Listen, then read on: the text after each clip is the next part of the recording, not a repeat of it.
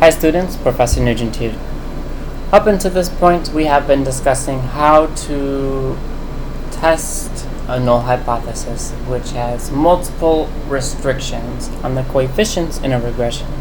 In this video, we are going to discuss how to test a single restriction on multiple coefficients.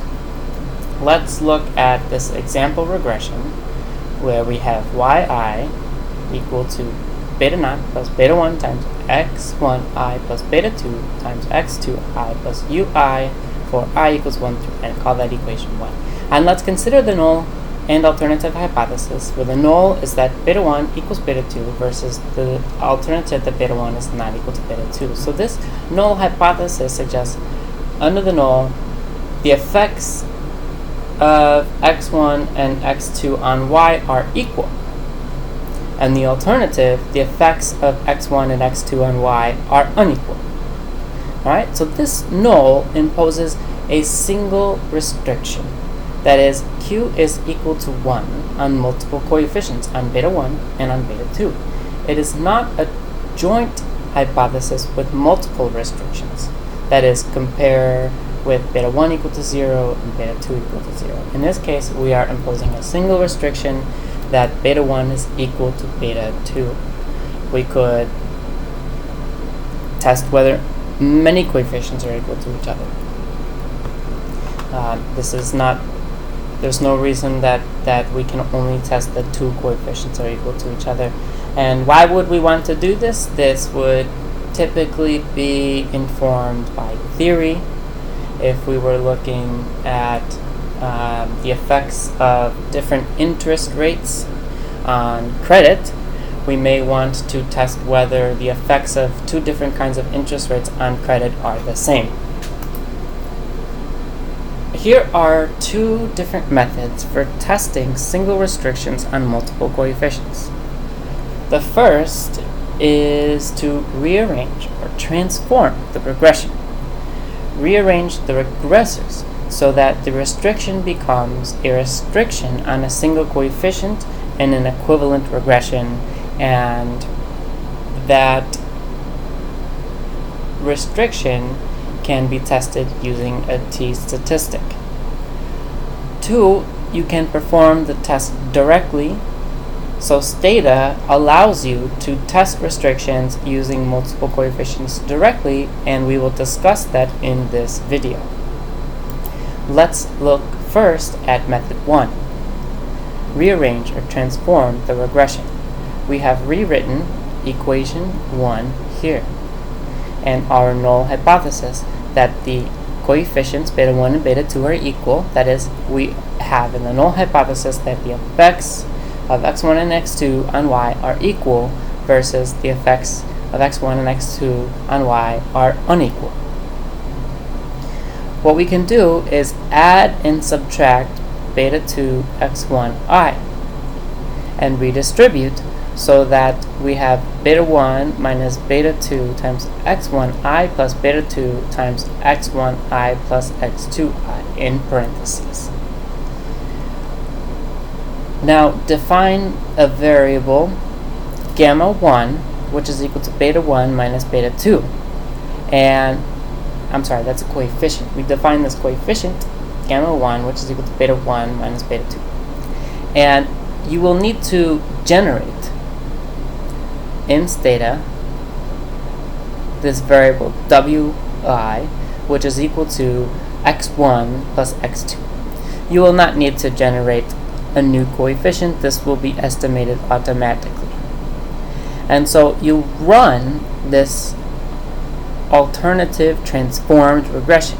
yi is equal to beta naught plus gamma 1 times x1i plus beta 2 times wi plus ui. So you would, in essence, run this regression reg y x1 w, where w is equal to x1 plus x2, and then you will get the estimated coefficient for gamma and the estimated coefficient for beta 2.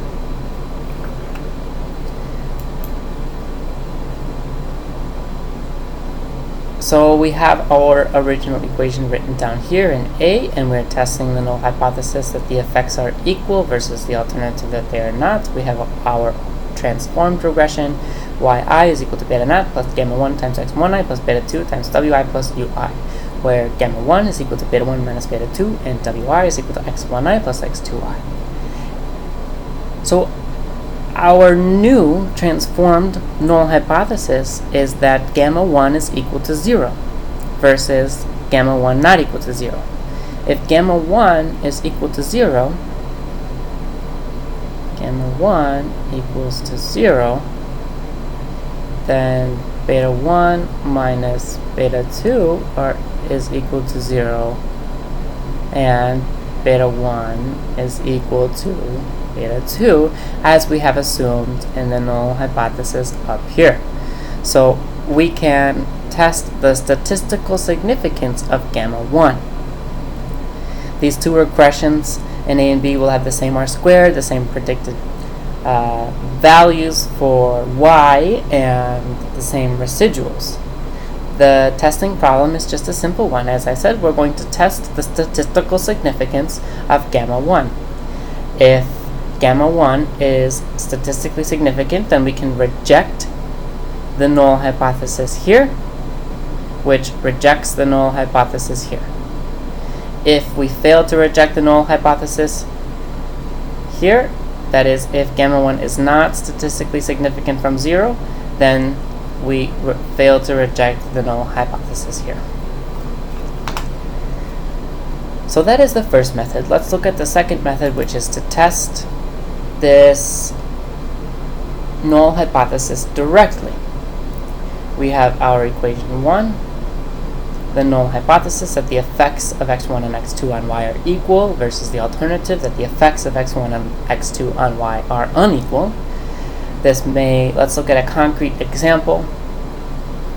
We have test score is equal to beta naught plus beta 1 times the student to teacher ratio plus beta 2 times EXPN plus beta 3 times PCTEL. Let's use Stata to test that the effects of the student to teacher ratio and EXPN on test score are equal versus the alternative that they are not. So you regress test score, STR, EXPN, PCTL, comma, robust, and then we run this test. Test STR equals EXPN. Alright, Stata allows us to run this F-test. This is heteroskedasticity robust, and test this null hypothesis that beta 1 is equal to beta 2. Okay, so test STR equals EXPN. Then we test that the coefficients are equal to these things, and if our coefficient is large enough, larger than the critical value, if the f-stat is larger than the critical value,